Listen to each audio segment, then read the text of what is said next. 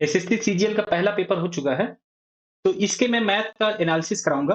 तो वीडियो के लास्ट तक बने रहिएगा, क्योंकि क्वेश्चन इसी से रिपीट होंगे और कुछ ऐसे क्वेश्चन भी बताऊंगा जो आपके एग्जाम में आ सकते हैं। तो चलिए शुरुआत करता हूं इस क्वेश्चन के साथ। ये क्वेश्चन जो मैं करा रहा हूं, इनके डाटा हो सकते हैं कि कुछ अलग हों, लेकिन क्वेश्चन वही है। डिसऑनेस्ट शॉपकीपर का क्वेश्चन है ये। इसमें दिया हुआ है कि दुकानदार 1000 ग्राम के बदले 870 ग्राम ही दे रहा है, तो लाभ प्रतिशत क्या होगा ये फाइंड करना है। तो कस्टमर को 1000 ग्राम मिलना चाहिए, मिल कितना रहा है 870 ग्राम। मान लेते हैं 1 ग्राम का मूल्य है 1000 रुपए, तो 1000 रुपए इसकी कीमत आ जाएगी और 870 रुपए इसकी कीमत आ जाएगी।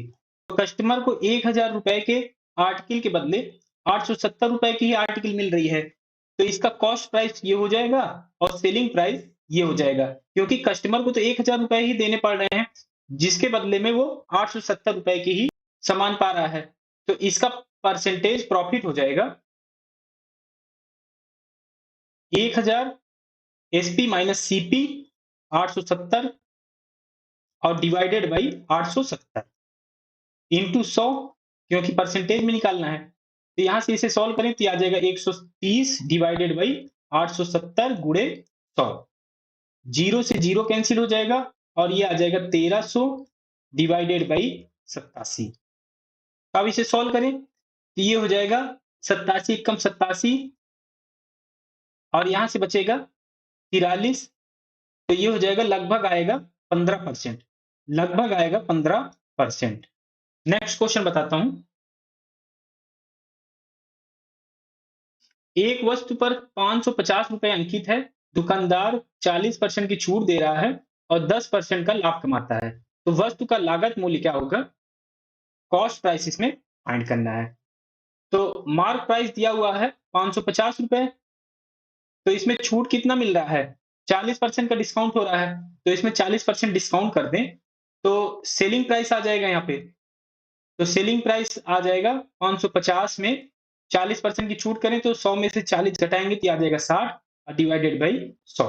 जीरो से जीरो कैंसिल हो जाएगा, इस जीरो से ये कैंसिल हो जाएगा, तो ये हो जाएगा 6 पंचे 30, 3 6 पंचे 30, 3 33। तो सेलिंग प्राइस आ गया 330 और दिया हुआ है कि प्रॉफिट कमा रहा है 10% का, तो सेलिंग प्राइस किसके इक्वल हो जाएगा, अगर कॉस्ट प्राइस में 10% बढ़ा दें, क्योंकि प्रॉफिट इसमें बढ़ा दें, ये हो जाएगा 100 में 10 बढ़ाएंगे तो ये आ जाएगा 110 डिवाइडेड बाई 100। और सेलिंग प्राइस किसके इक्वल निकाला है 330 के, तो ये हो जाएगा 330 के इक्वल। तो ये जीरो से ये जीरो कैंसिल हो जाएगा, 11 से इसे डिवाइड करें तो ये हो जाएगा 30, तो कॉस्ट प्राइस यहां से आ जाएगा 300। तो इसका कॉस्ट प्राइस आ गया 300, यही इसका आंसर हो जाएगा। नेक्स्ट क्वेश्चन बताता हूं। Distance between centres of two circle is 37 centimetre and radii दिया हुआ है, एक 22 सेंटीमीटर दिया हुआ है और एक दिया हुआ है 10 सेंटीमीटर।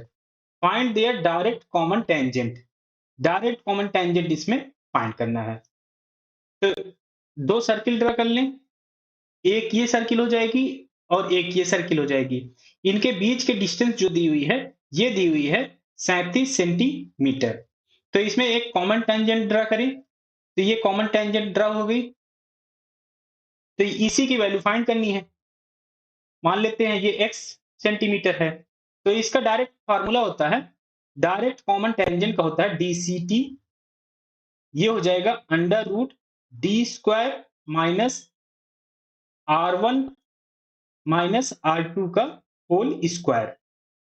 d क्या है, ये है डिस्टेंस जो कि 37 दिया हुआ है, तो यहाँ पे वैल्यू रख दें, ये हो जाएगा 37 का स्क्वायर माइनस r1, r1 है जो बड़ी वाली रेडियस होगी वो हो जाएगी 22 और छोटी रेडियस दिया हुआ है 10।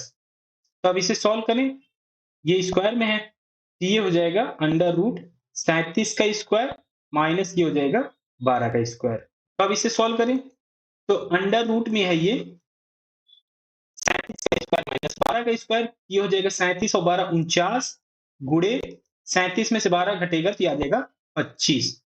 तो इसे हम सॉल्व करें तो यहां से आ जाएगा 7 और ये आ जाएगा 5, तो इसकी वैल्यू आ जाएगी 35 सेंटीमीटर। तो इसमें डायरेक्ट कॉमन टेंजेंट आ गया 35 सेंटीमीटर, यही आंसर हो जाएगा इसका। इसमें एक क्वेश्चन आपसे आगे आने वाले शिफ्ट में पूछा जा सकता है, ट्रांसवर्स कॉमन टेंजेंट का, टीसीटी का। तो उसका क्या फार्मूला होता है वो भी मैं बता देता हूं।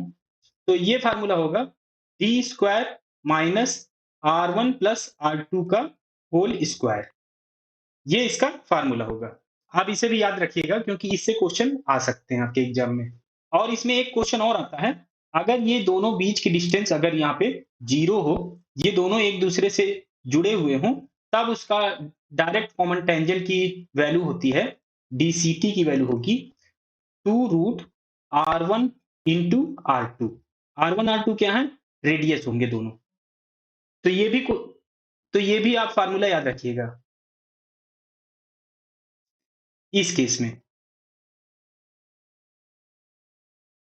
ये इस केस के लिए है।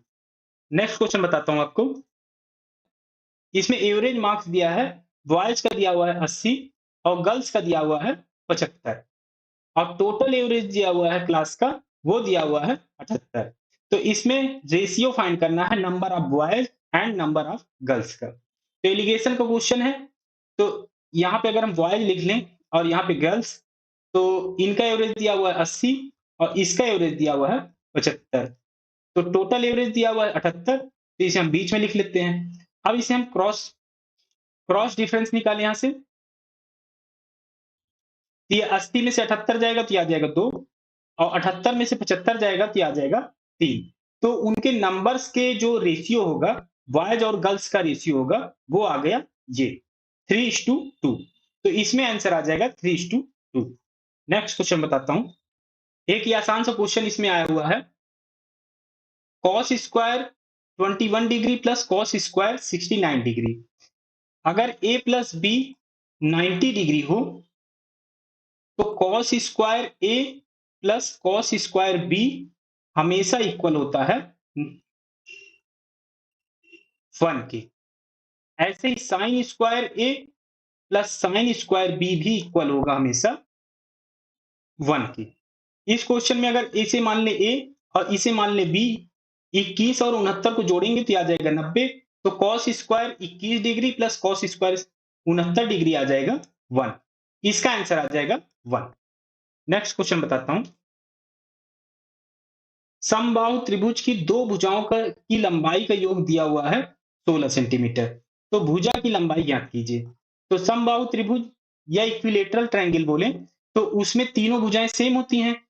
तो दो भुजाओं का योग दिया हुआ है, तो मान लिया अगर उसकी भुजा एक है ए, तो दो भुजा है तो a प्लस ए की वैल्यू हो जाएगी यहाँ पे 16 सेंटीमीटर। तो a की वैल्यू यहां से निकालें तो ये 2a हो जाएगा, 2a इक्वल टू हो जाएगा 16। तो a की वैल्यू आ जाएगी यहां से 8। ये सेंटीमीटर में था तो ये आ जाएगा सेंटीमीटर। तो इसका आंसर आ जाएगा 8 centimetre. P is 21 times efficient than Q। P Q से 21 गुना एफिशिएंट है। तो इनका अगर हम इफिशियंसी का रेशियो निकालें, P is to Q का ये एफिशिएंसी का रेशियो निकालें, तो ये इक्वल दिया हुआ है 21:1। If Q can complete whole work in 110 days, find the time to complete the whole work if P and Q working together। तो इसमें दिया हुआ है कि Q अकेले अगर 110 दिन में काम कंप्लीट कर सकता है, तो P और Q दोनों मिलकर कितने दिन में काम कंप्लीट कर सकते हैं। तो टोटल वर्क निकालें यहां से। टोटल वर्क निकालें तो ये दिया हुआ 110 दिन किसका? Q का। और इसकी इफिशियंसी है 1, तो इसमें 1 से मल्टीप्लाई कर दें। तो हमें निकालना है कि P और Q अगर इकट्ठे काम करते हैं तो कितने दिन में काम कंप्लीट हो जाता है। तो टोटल वर्क यहां से आ गया 110। तो 110 को इफिशियंसी इनकी दी हुई है 21 और 1, तो ये हो जाएगा 21 और 1 22 होता है, तो 22 से डिवाइड कर दें तो ये आ जाएगा 5। तो ये 5 दिन में टोटल काम कंप्लीट हो जाएगा। नेक्स्ट क्वेश्चन देखते हैं। एक इसमें काफी आसान सा क्वेश्चन दिया हुआ था, x square minus 9 upon x plus 3 की वैल्यू क्या होगी, ये फाइंड करना था। तो इसमें फार्मूला लगा दें ए स्क्वायर माइनस बी स्क्वायर का, तो ये हो जाएगा x minus 3 into x plus 3, और डिवाइड हो रहा है एक्स प्लस 3 से। तो एक्स प्लस 3 से एक्स प्लस 3 कैंसिल हो जाएगा, तो ये आ जाएगा एक्स माइनस 3। यही इसका आंसर आ जाएगा। In a circle, two parallel chords of length 10 centimeter and 24 centimeter and distance between them is 7 centimeter. Find the diameter of the circle. तो इसमें एक सर्किल ड्रा कर लें और दो पैरेलल कॉर्ड इसमें दिया हुआ है, एक 24 सेंटीमीटर का और एक 10 सेंटीमीटर का। तो ये 24 सेंटीमीटर का है, ये कार्ड ड्रा कर लिया 24 सेंटीमीटर का। एक और ड्रा कर लें, ये है 10 सेंटीमीटर का। अगर सेंटर से परपेंडिकुलर ड्रा करें तो ये जीवा को दो बराबर भाग में तोड़ेगा, तो ये टोटल 24 था, तो ये आ जाएगा एक 12 आ जाएगा और ये 12 आ जाएगा। ऐसे ही इस वाले में ड्रा करें तो ये हो जाएगा, ये टोटल 10 था तो ये आ जाएगा 5 और ये आ जाएगा 5। तो अब इसमें देखें तो ये रेडियस होगी, ये मान लेते हैं r है और इनके जो बीच की डिस्टेंस दिया हुआ है वो 7 सेंटीमीटर दिया हुआ है। ये जो डिस्टेंस दिया हुआ है यहाँ से यहाँ तक का, यहाँ से यहाँ तक का जो डिस्टेंस दिया हुआ है वो 7 सेंटीमीटर दिया हुआ है। इसके बीच की भी दूरी जो होगी वो भी रेडियस होगी, ये r होगी। तो अगर आपको ट्रिपलेट याद है तो ट्रिपलेट होता है 5, 12, 13। तो यहाँ पे 5 और 12 दिख रहा है तो ये हो सकता है 13। तो अगर इस ट्रायंगल में देखें, ये 12 है, ये 13 है, तो ये होगा 5। और इस ट्रायंगल में देखें, ये वाले ट्रायंगल में देखें, तो ये R 13 हो जाएगा ट्रिपलेट से। ये 5 है तो ये टोटल 12 होना चाहिए, तो ये हो जाएगा 5 और 7 12। तो मतलब ये सेटिस्फाई कर रहा है, तो रेडियस आ जाएगा 13। आप इसे इक्वेशन मान के भी कर सकते हैं, इसे आप d मान के कर लें तो एक बार पाइथागोरस छोटे वाले में लगेगा ट्रायंगल में और एक बार ये बड़े वाले ट्रायंगल में लगेगा, तो आप वहां से भी रेडियस निकाल सकते हैं। नेक्स्ट क्वेश्चन बताता हूं। दो कोण दिया हुआ था, उनका वॉल्यूम का रेशियो दिया हुआ है 4:2, रेडियस दिया हुआ है 4:5, तो हाइट का रेशियो फाइंड करना है। कोण का वॉल्यूम होता है 1/3 पाई r स्क्वायर h। तो ये किस पर डिपेंड होगा, वॉल्यूम प्रोपोर्शनल होगा r स्क्वायर h के। तो वॉल्यूम 1 और वॉल्यूम 2 का जो रेशियो दिया हुआ है यहाँ पे 3:2 दिया हुआ है, तो वॉल्यूम 1 अपॉन वॉल्यूम 2 हो जाएगा r1 square h1 upon r2 square h2। तो यहाँ पे वॉल्यूम के रेशियो रख दें तो ये हो जाएगा 3:2 इक्वल टू, और रेडियस का रेशियो दिया हुआ है 4:5, ये हो जाएगा 4/5, दोनों स्क्वायर में थे तो स्क्वायर हो जाएगा, इनटू h1 की वैल्यू, h1 h2 की वैल्यू हमें फाइंड करनी है रेशियो, तो इसे हम ऐसे ही रख दें, तो h1 अपॉन h2। तो अब इसे सॉल्व करें, ये हो जाएगा 3/2 इक्वल टू, ये हो जाएगा 16/25 इनटू h1 अपॉन h2। तो h1 अपॉन h2 की वैल्यू निकालें तो ये हो जाएगा h1 अपॉन h2 और ये क्रॉस मल्टीप्लाई हो जाएगा, तो ये हो जाएगा 25 या 75 और ये हो जाएगा 16 दूनी 32। तो इसकी वैल्यू आ गई, इसका रेशियो 75/32। यही इसका आंसर हो जाएगा। इसमें अलजेब्रा के क्वेश्चन दिया हुआ था x plus 1 upon x equal to -2, then x की पावर 99 प्लस 1 अपॉन x की पावर 4 इक्वल टू क्या होगा। तो इस तरह के क्वेश्चन मैंने आपको पहले भी करवा चुके हैं कि अगर x plus 1 upon x equal to -2 हो तो x इक्वल टू -1 होता है। आप इसे ऐसे भी निकाल सकते हैं, अगर इसे क्रॉस मल्टीप्लाई करें x को, ये हो जाएगा x square plus 1 equal to -2x, तो ये हो जाएगा x square plus 2x plus 1 equal to 0। तो यहां से निकलेगा x प्लस 1 का होल स्क्वायर हो जाएगा, यहां से x इक्वल टू -1 यहां से भी निकाल सकते हैं। तो x इक्वल टू -1 इस इक्वेशन में रख दें, तो ये हो जाएगा x की पावर 99 है तो -1 की पावर 99 हो जाएगी -1 प्लस 1 अपॉन x की पावर 4 है, तो x की पावर 4 में -1 रखेंगे तो ये आ जाएगा 1 अपॉन 1, तो ये हो जाएगा -1 प्लस 1 इक्वल टू हो जाएगा 0। तो इसकी वैल्यू आ गई 0। एक इसमें और अलजेब्रा को क्वेश्चन आया हुआ है, वो दिया हुआ है x plus 1 upon x equal to दिया हुआ है 7, तो x की पावर 5 प्लस 1 अपॉन x की पावर 5 की वैल्यू क्या होगी, ये हमें फाइंड करना था। तो x की पावर 5 प्लस 1 अपॉन x की पावर 5 कैसे ला सकते हैं, अगर ये हमें एक्स स्क्वायर प्लस 1/x² की वैल्यू पता हो तो इसमें हम मल्टीप्लाई कर देंगे x³ प्लस 1/x⁻³ और इसमें से हमें घटाना पड़ेगा x प्लस 1/x को। तो इनकी वैल्यू निकाल लें। तो यहाँ से एक्स स्क्वायर प्लस 1/x² की वैल्यू निकालें तो ये हो जाएगा 7 का स्क्वायर माइनस 2, ये हो जाएगा 7 का स्क्वायर हो जाएगा 49 और माइनस 2 करेंगे तो आ जाएगा 47। और x³ प्लस 1/x³ की वैल्यू निकालें तो इसे करना पड़ेगा, यहाँ पे 7 था तो 7³ माइनस 3 इंटू 7 करना पड़ेगा। तो इसकी वैल्यू निकालें तो हो जाएगा 343 और माइनस 21। तो इसे मल्टीप्लाई तो इसे सॉल्व करें ये हो जाएगा 322। तो यहाँ इनकी वैल्यू रख दें तो ये हो जाएगा 47 into 322 minus x plus 1/x की वैल्यू है 7 तो यहाँ पे 7। तो इसे मल्टीप्लाई करें 322 47 ये हो जाएगा 7 दूनी 14 1 और ये 7 दूनी 14 और 8 22 1 23 यहाँ पे बचेगा तो ये हो जाएगा 7 3 21 21 और 8 29 29 2 31 यहाँ पे बचेगा 3। ये हो जाएगा 4 3 12 12 3 15। तो इसकी वैल्यू आ गई, यहाँ से इसकी वैल्यू आ गई 15,134 और ये माइनस 7 था तो इसकी वैल्यू आ जाएगी 15,127। ये इसका आंसर हो जाएगा।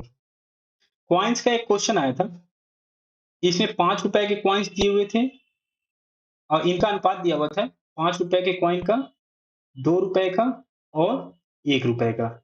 इनका अनुपात दिया हुआ था 1:2:1 और टोटल अमाउंट दिया हुआ था इसमें, टोटल अमाउंट ये दिया हुआ था 100 रुपीज। और क्या दिया हुआ था इसमें, दिया हुआ था टोटल कॉइन भी दिया हुआ था, टोटल कॉइन दिए हुए थे कि 40 है। तो इसमें वैल्यू फाइंड करनी थी 5 रुपए के कॉइन की कितनी वैल्यू होगी, टोटल वैल्यू।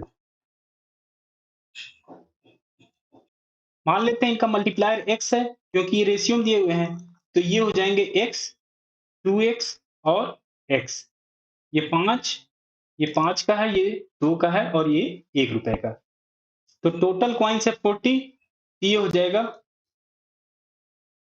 तो ये हो जाएंगे x 2x और ये x, ये हो जाएगा 4x इक्वल टू 40। तो x की वैल्यू यहां से आ गई 10। तो 5 के टोटल कॉइन्स कितने हो जाएंगे 10 और 5 रुपए के हैं तो हो जाएगा 5 गुणे 10। तो टोटल अमाउंट आ जाएगी 5 रुपए के कॉइन्स की 50 रुपए। ये सिंपल इंटरेस्ट का क्वेश्चन इसमें दिया हुआ था, सिंपल इंटरेस्ट का क्वेश्चन है ये। 10 रुपए लिया गया था और 11 इक्वल इंस्टॉलमेंट में 1-1 रुपए करके पे किया गया था। तो इसमें इंटरेस्ट रेट क्या होगा ये फाइंड करना है। तो 11 इक्वल इंस्टॉलमेंट में 1 रुपए पे कर रहे हैं तो टोटल पे करेंगे 11 रुपए।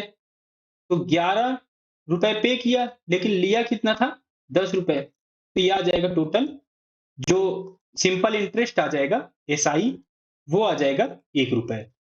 और सिंपल इंटरेस्ट का फार्मूला लगा दें यहाँ पर तो ये हो जाएगा principal into interest rate into time upon 100। शुरुआत में 10 रुपए था तो शुरू में 10 रुपए पर इंटरेस्ट लगेगा, फिर अगले महीने से 9 रुपए पे लगेगा, फिर 1 रुपए जब और पे करती है तो लगेगा 8 रुपए पर। ऐसे ही कितने रुपए तक पे करना पड़ेगा, 1 रुपए तक जब तक पे करेंगे तब तक इंटरेस्ट लगेगा। तो इंटरेस्ट रेट इसमें फाइंड करना है तो इसे ही आर ही रख लेते हैं और टाइम हो जाएगा 1 महीने, क्योंकि यहाँ पर हमने जो अमाउंट कैलकुलेट किया था वो मंथली वाइज किया था।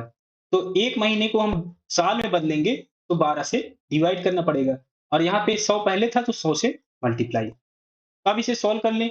सिंपल इंटरेस्ट यहाँ पर हमने निकाल लिया था कि 1 है तो ये 1 की इक्वल कर दें तो ये हो जाएगा 1200, ये इधर मल्टीप्लाई हो जाएगा 1 में, ये आ जाएगा 1200 और ये इक्वल होगा 10 प्लस 9 ऐसे ही ऐड हो रहा है 1 तक तो ये हो जाएगा n प्लस 1 डिवाइडेड बाई 2 का फार्मूला में। तो इसमें रख दें तो ये आ जाएगा 10 गुणे 11 डिवाइडेड बाई 2 और ये है r। तो अब इसे सॉल्व करें, ये आ जाएगा 5, तो r आ जाएगा 1200 डिवाइडेड बाई 11 5 55, तो ये आ जाएगा 55। तो और इसे सॉल्व करें तो 5 से इसे डिवाइड करें तो ये आ जाएगा 240 और ये आ जाएगा 11। 240 बटे 11%, ये इसका आंसर आ जाएगा।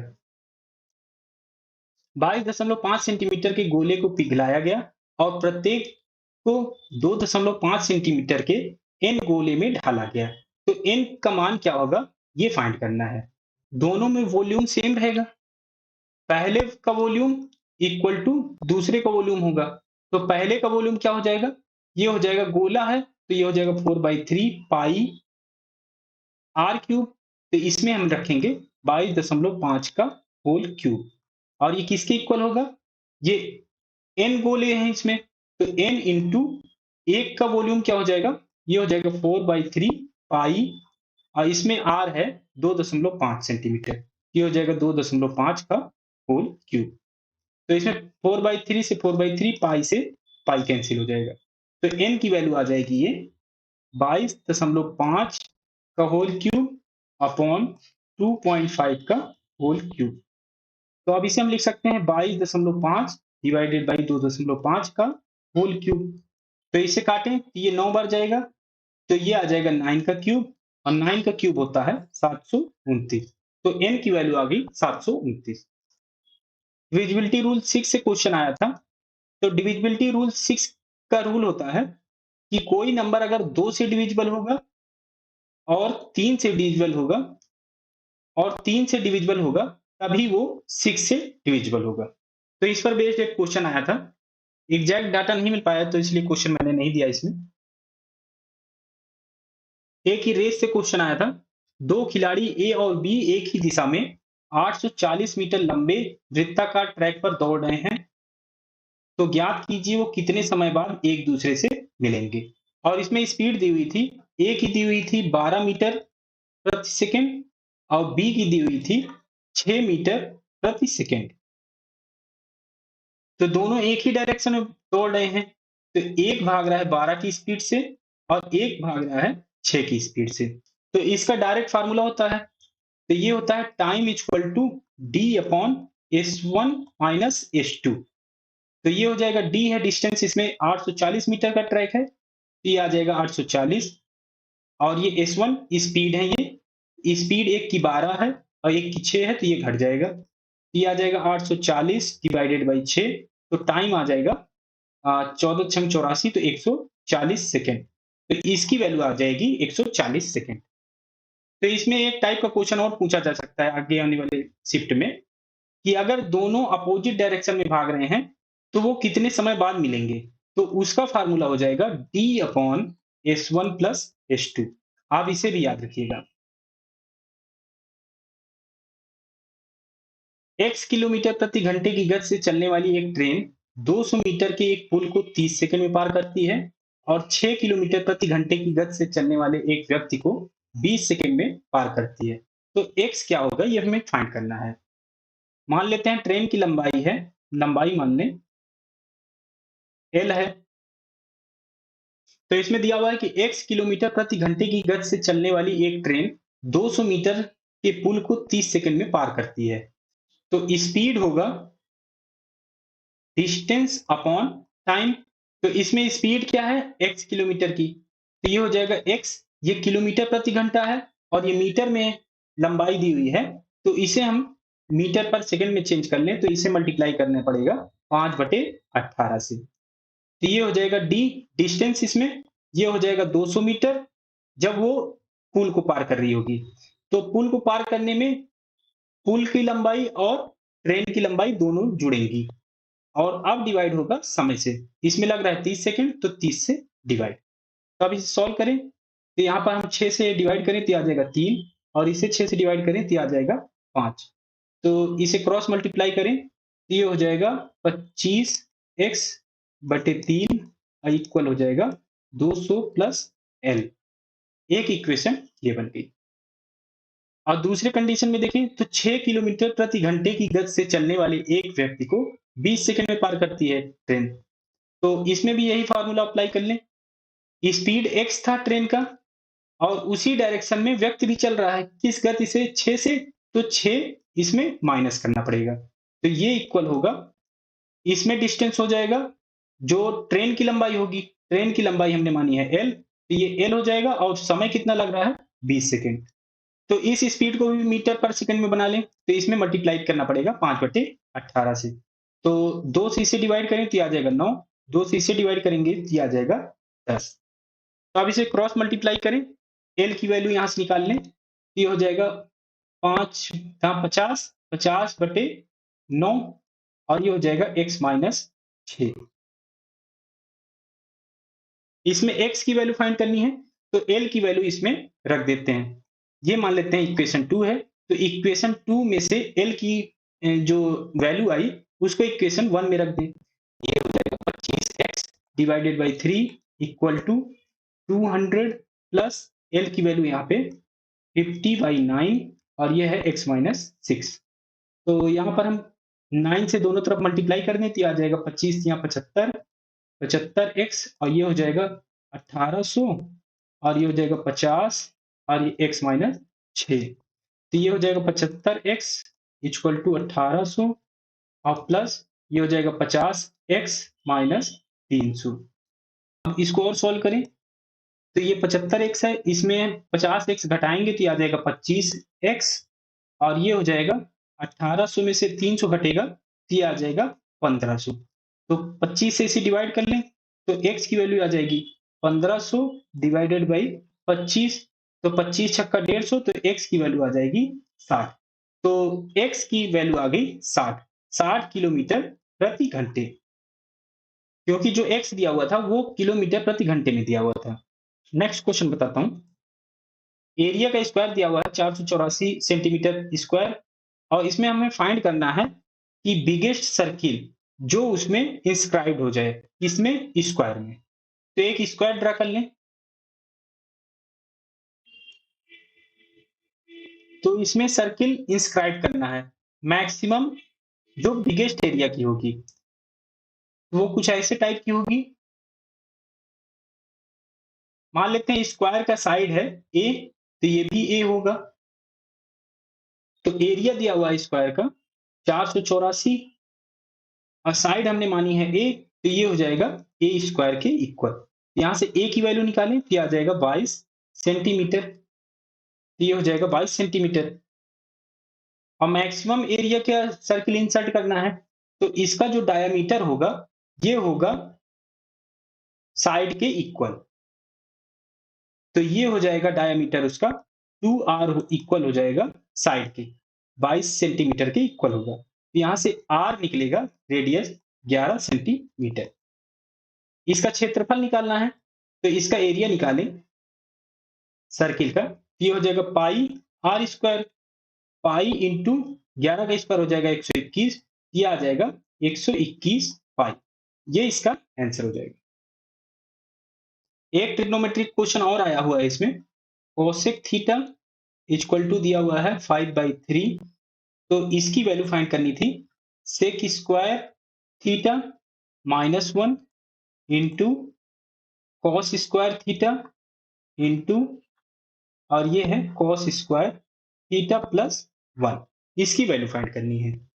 सेक स्क्वायर थीटा -1 ये हो जाएगा tan square theta into cos square theta और इंटू यहाँ पे दिया हुआ था कॉस स्क्वायर थीटा प्लस 1। तो ये tan square theta into cos square theta हो जाएगा साइन स्क्वायर थीटा इंटू ये कॉस स्क्वायर थीटा प्लस 1। तो यहाँ कॉसेक थीटा की वैल्यू दी हुई है तो साइन थीटा की वैल्यू आ जाएगी 3/5। तो कॉस थीटा की वैल्यू क्या आ जाएगी, तो ट्रिपलेट से हो जाएगा 3 4 5, तो कॉस थीटा की वैल्यू आ जाएगी 4/5। अब इसकी वैल्यू यहाँ पे हम रख सकते हैं, तो ये हो जाएगा 3/5 का होल स्क्वायर इंटू ये हो जाएगा 4/5 का होल स्क्वायर प्लस 1।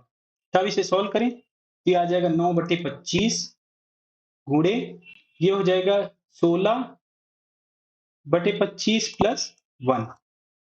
तो ये हो जाएगा 9/25 गुणे 16 25 41 गुणे 25।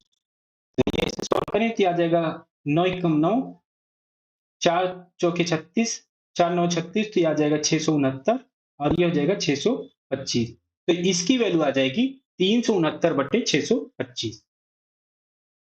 एक ही सिंप्लीफिकेशन क्वेश्चन इसमें दिया हुआ था, 88 डिवाइडेड बाई 8 गुणे के minus 3 into 3 divided by 6 square minus 7 into 5 plus के स्क्वायर इक्वल टू दिया हुआ है 1। तो के की वैल्यू फाइंड करनी थी, क्या आएगी। तो इसमें बॉड मॉस लगा दें, बॉड मॉस का क्वेश्चन है ये।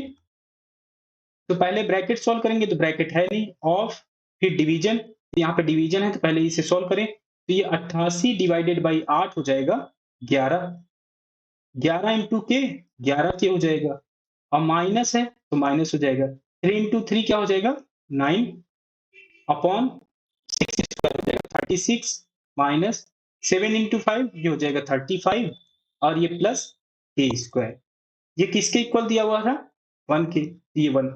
अब इसमें क्रॉस मल्टीप्लाई कर दें तो आ जाएगा 11 के माइनस 9 इक्वल टू 36, 36 माइनस 35 करेंगे तो आ जाएगा 1, तो इसे 1 लिख दें प्लस के स्क्वायर। तो के स्क्वायर माइनस ये हो जाएगा 11 के और ये 9 इधर आएगा तो ये आ जाएगा प्लस 10 इक्वल टू 0। तो इसे दो फैक्टर में ब्रेक करना है, तो के स्क्वायर माइनस 10 के माइनस के प्लस 10 इक्वल टू 0 हो जाएगा। तो यहाँ से हम के कॉमन ले लें तो ये आ जाएगा के माइनस 10 माइनस 1 कॉमन आएगा तो यहाँ पे आ जाएगा के माइनस 10। तो ये हो जाएगा के माइनस 1 के माइनस 10 इक्वल टू 0। तो के की वैल्यू आ जाएगी, एक आएगी 1 और एक आएगी 10। ये इसका आंसर आ जाएगा।